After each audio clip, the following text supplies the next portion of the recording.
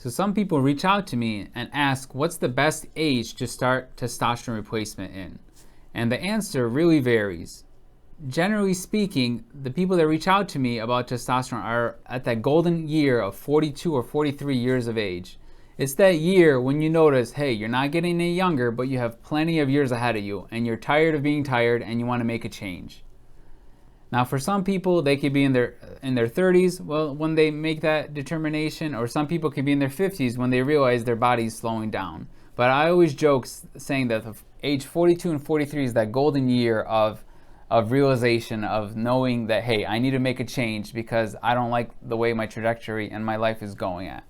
So there is no set year of when you need testosterone replacement, but it's one of those questions you ask yourself. What is your quality of life? How are you feeling? How's your energy levels? How's your sex drive? How's your libido? How is that muscle building and the fat loss component to you?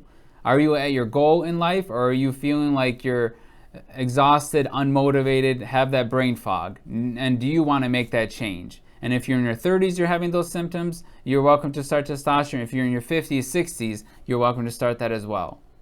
I actually just started somebody on testosterone replacement who's 86 years old, and he's feeling great. He's having a little bit more energy and a little bit extra prep in their step, and he's feeling like a new little reset on life. So age is just a number. Reach out to us, and if you want to feel better, we're going to get you there. If you have any questions, reach out to us at RochesterTRT@gmail.com or 585-524-0300. You can call us, text us, any questions you have, reach out to us.